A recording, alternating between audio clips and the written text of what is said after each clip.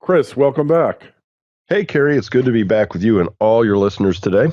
Hey, so adult supervision. You were telling me about a book, fascinating book you've been reading.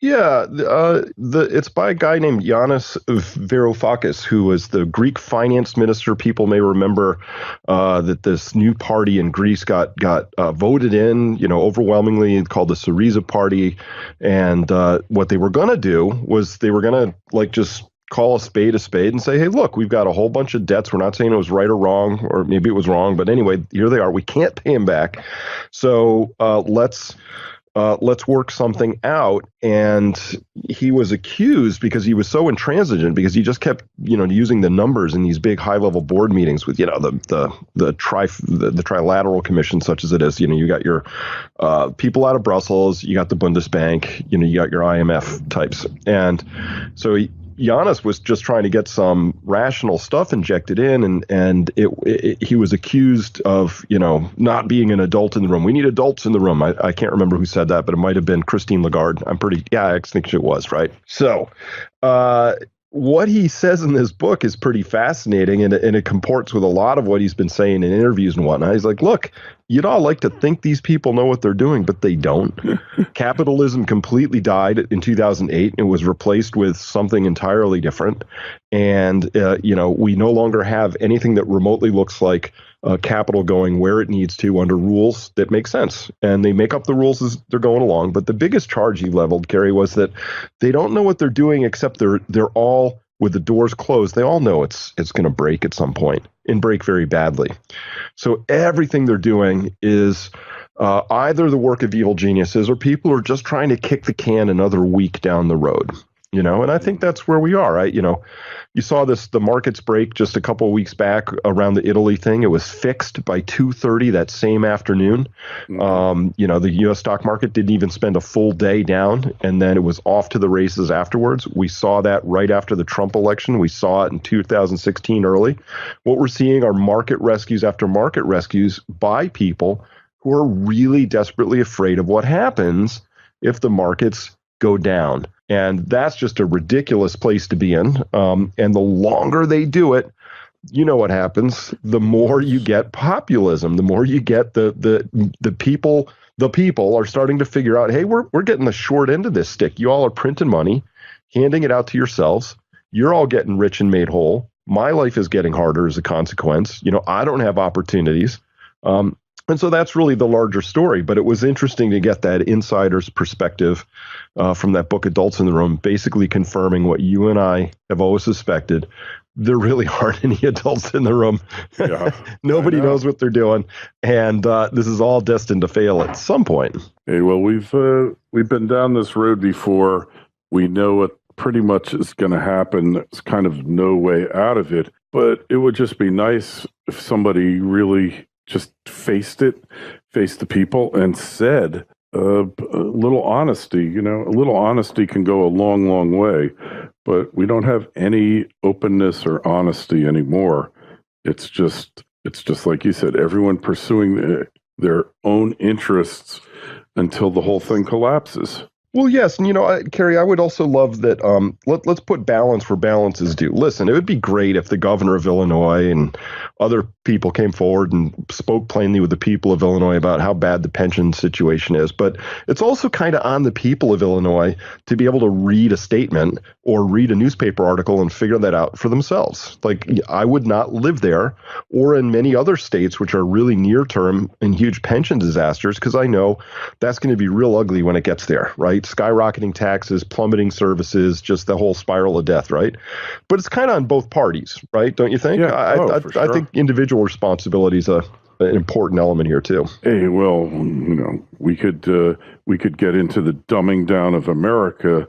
We could talk about that for hours. And the fact is that very few people really grasp the magnitude of the situation. Don't understand it. No, it's absolutely true. And I don't know why that is, because, the data's there. It's not hard to come by. Anybody can sort of read about it. But at the same time, let's be clear about this. We live in a country, and I think most Western people do, and I think the UK is even worse down this spectrum than we are here, where all of our major media has been very heavily propagandized. It's sophisticated, it's clever, it's inaccurate, it's misleading, it's emotionally manipulative. It's all of those things. What we're not getting out of our mass media is anything remotely like the truth or a prioritized sense of what we ought to be looking at. It's almost like, CNN is an enforced experience of adult hyperactive disorder, right? God. It's just ADHD. You have a little scroll bar going at the bottom. There's different stories. Yeah. Oh my God, there's a car chase somewhere in Nevada. It has no bearing on anything, right? Yeah. And so, if you ever want to know what it's like to live with ADHD, just watch CNN for a while and try and, make sense of the world through that portal. It's practically impossible. Well, the CNN, MSNBC, and the mainstream media in general does what I call disconnecting the dots. It used to be their job to actually connect the dots, do investigative journalism, and give you a perspective, give you things in perspective. Now their job is totally to deceive you and disconnect the dots so that you won't connect them on your own. And you see this constantly over and over and over again. And yet people fall for it, although less and less, Chris. You have to admit their audiences are dissolving. They've been obliterated, especially after the past campaign, right? Well, it couldn't happen to a nicer bunch of jerks, as far as I'm concerned. I confess to a very strong case of Schadenfreude every time I watch CNN's viewership numbers decline a little bit further into oblivion. But at the same time, I agree. People are sort of tuning that out. That's well and good. But I'm sure you saw that suicides are up 35% over the last, I forget what the time period is. I think it's maybe 10 or 15 years or something. And that's just the active suicides. And then you have other ways that people commit suicide by overdosing on opioids or drinking themselves to death or what have you. So a lot of people are really unhappy with the situation, but there hasn't been a way for them to organize or find a way to apply their energies into this. And that's why, one of the most recent pieces I wrote just went up on the website. This one's completely free. It's really saying, we need a movement of some kind here, because if you look at all the trajectories of various things, they're all getting worse, not better, right? How's the overall indebtedness level? That's getting worse. Where are we really on the ecological side with insects disappearing or what's happening with acidification in the oceans? That's all getting worse. So you just track those trends, Carrie, and everybody, I think, knows in their heart of hearts that ends badly. And that's a demoralizing place to be when you realize that your larger life has no purpose and there's nothing you can do about it and you feel powerless and all of that, which is why people need to realize we're not powerless. We need to remember that again. We need to get back in the driver's seat in this whole thing. I know it looks monolithic and like, how could you possibly, take on the swamp in DC plus its handmaidens in the MSM? But we have to, because the alternative is to just sort of give up. You might as well, screw it, just party if that's your attitude, But if you want to leave the world a better place, if you want to be part of what's going to happen, history's being made right now. We have two paths in front of us. One of them goes pretty badly as far as I'm concerned. The other one, is not yet written, but we have choices here and we're not taking them yet. Mm-hmm. Well, you know what Yogi Berra said, when you come to a fork in the road, take it. So yeah, he was so wise. Yeah, I'll tell you, it's a little disconcerting, but not everyone doesn't have a sense of purpose or a sense of belonging or this. It's really what you're describing, Chris, is alienation. Alienation from society, alienation from your family, from your kids. I mean, that is part of our malaise for sure, but it's not the entire country. And some people still do have a sense of worth and value, whether it comes from religion or family or work or wherever it might come from. I don't think that situation is hopeless, But it is disconcerting to see all these people in their prime of life deciding to cash it in, if you will.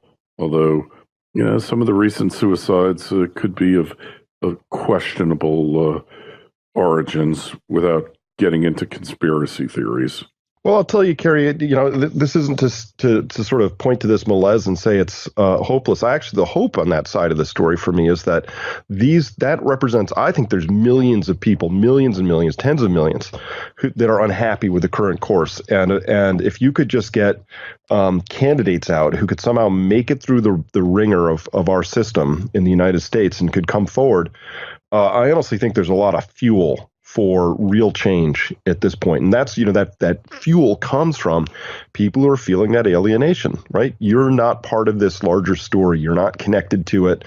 Your role is meaningless, right? That's demoralizing. So guess what? I think that, we have to reverse a lot of these trends at some point in time. We can't have the 0.01% constantly vacuuming up all the new Federal Reserve monies that come through. We can't have Wall Street making bank, the whole time times are good and getting bailed out every time times get bad, and we clearly have to dismantle a huge proportion of our financialized economy because it's just too much. The parasites are just too strong. And so those are things I think people could organize around. Yeah, the parasites are on the verge of bringing down the host.